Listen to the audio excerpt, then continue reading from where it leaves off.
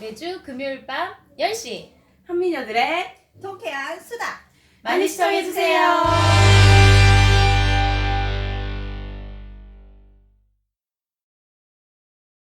그러면 그 지난 3월 9일에 김정은은 경제 발전이 절박하다고 이제 미국 회담 이후에 첫 메시지를 던졌습니다. 근데 이제 그거 하면서 덧붙여가지고 초급 선전 일꾼 대회를 18년 만에 개최했다고 들었는데 예. 그 초급 선전 일꾼 대회가 뭐고 또 지금 이 미국 회담 결렬 상황 하에서 이 김정은이 초급 선전 일꾼 대회를 통해서 얻으려고 하는 게 무엇인지. 예.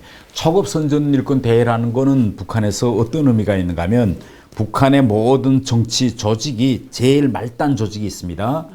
당에서 세포라고 하는데 이런 말단 조직에서 항상 사람들을 모아놓고 강연도 하고 선전도 하고 이렇게 선전선동을 하는 이런 사람들을 보고 초급 선동 일꾼이라고 합니다. 그런데 지금 김정은이가 트럼프하고 이번에 하노이 회담에서 성공해서 제재를 좀 풀 줄 알았는데 결국은 회담에서 제재도 풀지 못했어요. 제재전 앞으로 계속되면 경제적 난국은 어려지겠죠. 그러면 난국이 어려지면 사람들이 흔들립니다. 이거 도대체 어떻게 되는 거야? 이렇게 되고 있죠. 그런데 김정은은 핵무기를 만들면서 북한 주민들한테 너무나 많은 걸 약속했어요.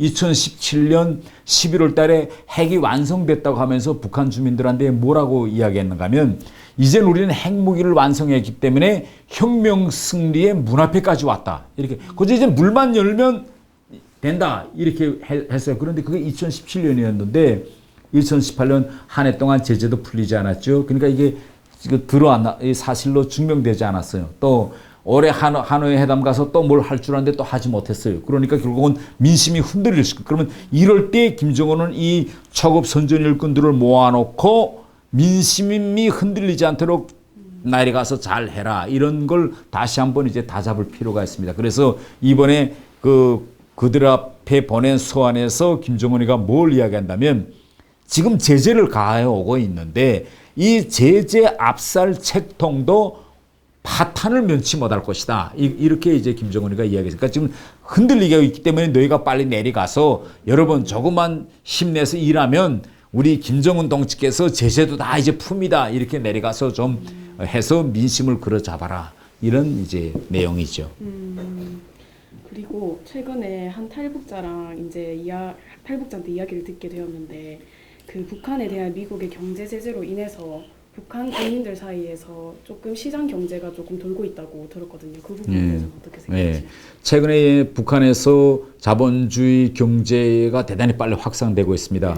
장마당만 해도 이제는 400여 개로 늘어났고 북한 주민의 7 내지 80%에 해당한 주민들의 하루 생계는 결국은 시장 경제에 의존해서 이제 이루어지고 있다. 이렇게 우리가 보면 됩니다.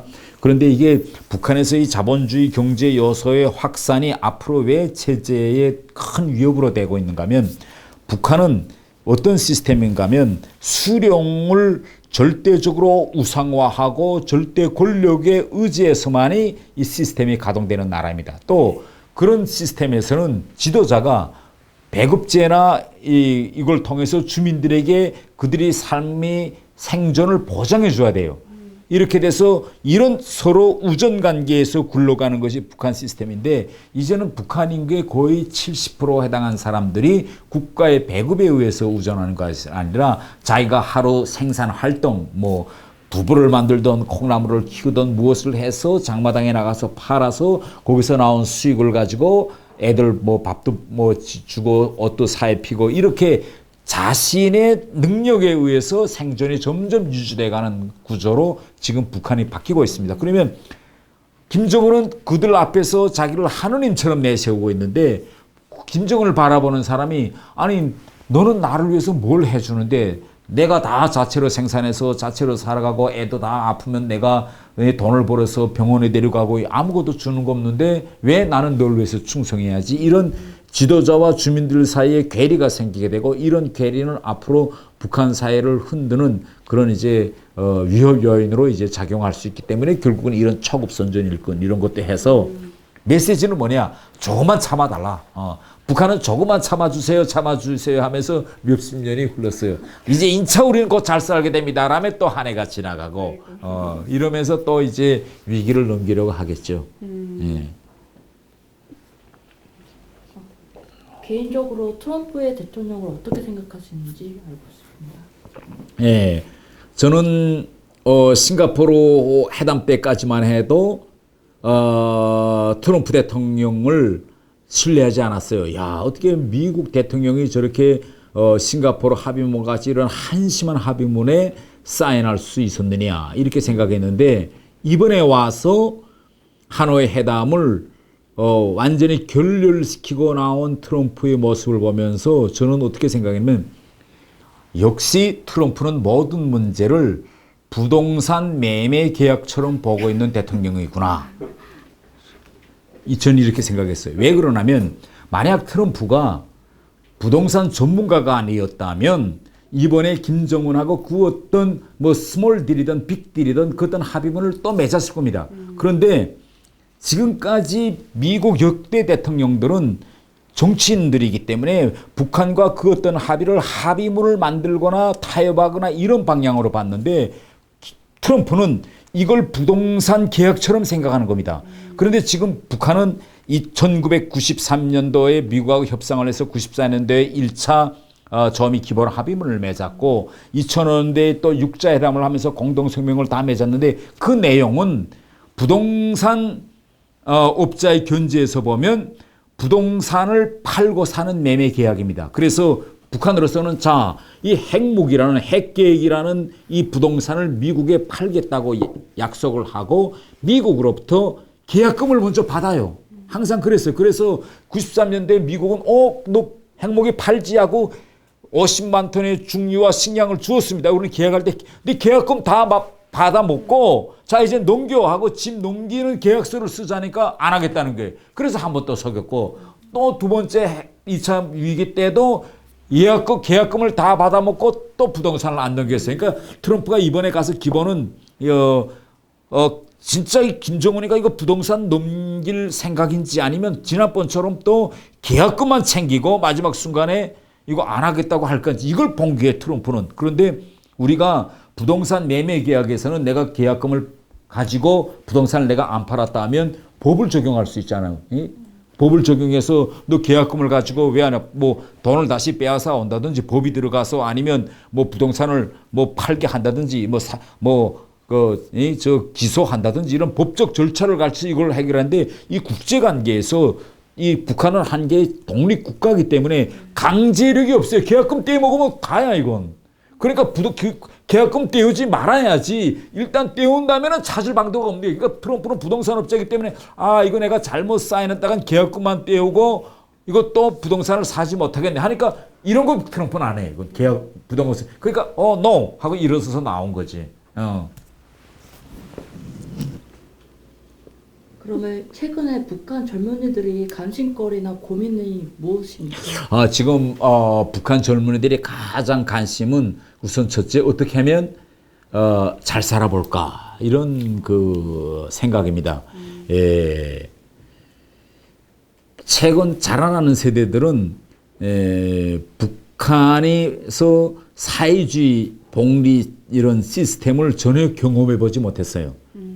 저까지만 해도 제가 62년생인데 북한은 1990년대 초까지만 해도 소위 사회주의 복지 시스템이 가동했습니다. 그래서 저는 이거 뭐 배급제라는 것도 받고 무상치료제도 받고 다 경험했어요. 그래서 사회주의라는 건 이런 거고 김일성이 생각했던 사회주의 국가는 이런 거라는 걸 다 알고 있는데 지금 20대, 30대는 책에서는 교과서에서는 봤지만은 아이 때부터 크면서 한 번도 눈으로는 보지 못했어요. 눈으로는 보지 못하고 항상 그들은 돈으로서 모든 것을 해결하는 것만 보아왔기 때문에 지금 자라는 세대들한테는 이런 이념적인 문제, 사회주의에 대한 문제 이런 게 들어가지 않습니다. 오직 그들은 어떻게 하면 돈을 좀 벌 수 있을까? 어떻게 하면 남보다 좀 잘 살아볼 수 있을까? 이런 데 이제 관심이 많이 가고 있다. 이렇게 이제 볼 수 있겠습니다. 그러면 이 미국의 경제 제재나 이런 게 가해지는 한 북한 정권이 무너지는 건 좀 어쩌면 시간 문제인데 우리가 생각했던 것처럼 그렇게 빨리는 안 될 겁니다. 그러나 이 세상에 제재를 계속 가하는 걸 끝까지 버틴 나라는 하나도 없어요. 예, 다 제재가 오래 지속되면 결국은 다 무너졌습니다. 그렇기 때문에 시간상 문제지 만일 북한이 핵무기를 포기하지 않고 이런 제재 속에서 계속 산다면 이러한 시스템은 이건 꼭 무너집니다. 우리가 한번 지나온 과거를 좀 돌이켜 봅시다. 우리가 최근 2 내지 30년 동안에 동북아시아에서 일어난 거대한 변화는 바로 사람들이 이동이에요. 제일 먼저 일본 사람들이 잘 살게 되니까 일본 사람들이 결국은 세상 구경을 떠나기 시작했습니다. 그래서 일본이 관광을 세상에 떠나기 시작하고 일본 사람들이 세상을 보는 이 흐름이 이동 흐름이 잠잠해지니까 두 번째로 대한민국 사람들이 나서기 시작해서 한국 사람들이 이 주변 나라들 다 돌아보면서 관광 다니면서 됐습니다. 한국이 좀 잠잠해지니까 이제는 중국 사람들이 또 지금 얼마나 지금 중국 여코들이 많아요. 막 쓸어다니면서 보는 거예요. 지금은 명동에 한번 가보세요. 이제는 동남아 사람들이 얼마나 많이 오는지 몰라요. 그러니까 이걸 뭘 말하느냐. 바로 지금 흐름은 이 동북아시아에서 지난 20년, 30년 동안에 이 주민들이 이동이 엄청나게 진행되고 대단히 큰 변화입니다. 이렇게 사람들이 이동의 흐름이. 그런데 이 흐름 속에서 유독 북한만은 어떻게 해요? 자기 주민들을 절대 이동하지 못하게 하고 지역 북한 밖으로 나가지도 못하게 합니다. 그러면 이러한 시스템이 얼마나 오래 갈 수 있을까요? 이게 첫 번째 변화입니다. 두 번째 변화는 지난 30년 동안에 우리가 생각하지 못했던 이런 과학기술에서 엄청난 발전이 IT업이 발전합니다. 그래서 지금은 인터넷에 앉아서 우리가 이 자리에 앉아서 금방 에티오피아 비행기가 떨어졌다 하면 금방 위성을 통해서 지금으로부터 우리가 상상도 하지 못했던 수천 수만 킬로미터 바깥에서 있었던 일을 우리는 금방 정보를 접합니다. 지금은 정보를 접하는 정도가 아니라 앞으로 4차 산업혁명 IA 시대가 이제 열리죠. 모든 것은 기계로 하고 이제는 인간의 집에 가서 친구하고 대화하는 것이 아니라 기계하고 대화하는 이런 시대가 지금 열리고 있는데 북한은 세상에 이렇게 빨리 발전하는데 북한은 아직 초보적인 인터넷에도 사람들을 못하게. 그러면 이러한 시스템에서 살고 있는 사람들이 반대로 지금 북한은 보세요. 1년에 2만 명 내지 3만 명에 해당한 사람들이 외국에 일하러 나가서 일하러 지금 떠나고 있어요. 또 2만 명, 3만 명에 해당한 사람들이 외국에서 일하다가 북한으로 돌아가고 있습니다. 북한 사람들이 국경을 벗어나서 외국에 가서 제일 첫 번째로 하는 일이 뭔지 아세요? 뭘까요? 외국 땅에 발을 들여놓자마자 북한 사람이 하는 첫 번째. 글쎄요. 중고 스마트폰 시장에 가서 중고 스마트폰을 삽니다. 왜 살까? 야, 도대체 인터넷이라는 게 뭔데? 유튜브라는 게 뭔데? 한번 보고 싶은 거예요. 그래서 지금 스마트폰 중고 시장에 가면 엄청 눕습니다.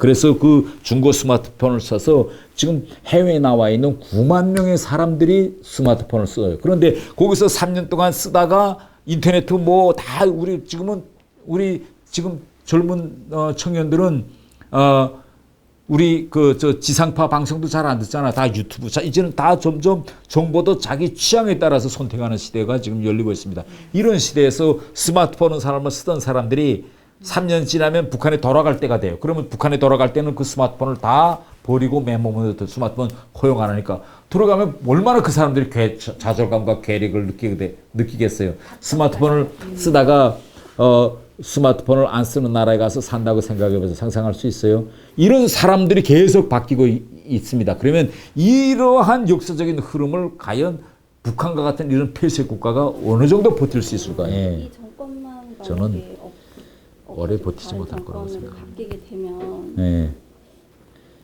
괜찮을런지 아니면 이제 저희도 좀 좌파 사상이 막 문화적으로나 뭐 예술적으로나 오래 좀 뿌리 박힌 것들이 있어서 이게 정권만 딱 교체된다고 해서 될지 아니면 우리도 이게 좀 오랜 시간을 거쳐서 교육을 다시 해야 될지. 저는 이렇게 생각해요. 우리가 그 통일 문제 이런 그 민족적인 이런 문제를 이제 그 해결하려면 우선 이 통일 문제가 좌우의 그런 이제 이념 논쟁 이런 프레임 속에서 빨리 대북 이 정책이라든가 통일 문제가 벗어나야 된다. 저는 이렇게 생각하고, 두 번째로서는 우리가 통일을 이룩하는 데서 지금 사람들은 자꾸 이렇게 생각합니다. 아니 뭐 지금 좌파 정권이 들어가서 잘 안 된다. 뭐 혹은 또 그러면 뭐 우파 정권이 들어서면 잘 될까요?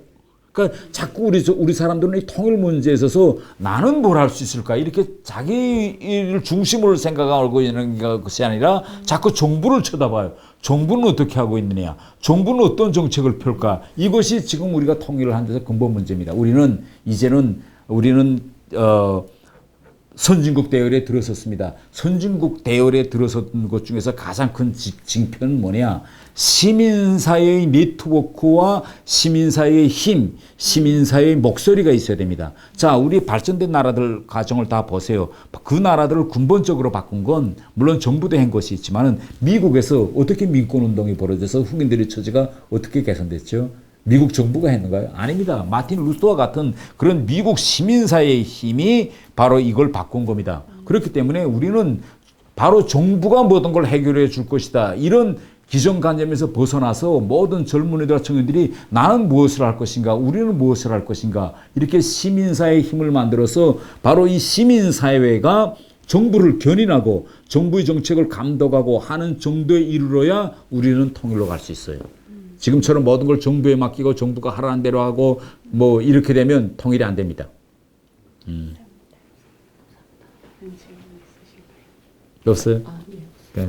예, 감사합니다. 감사합니다. 예.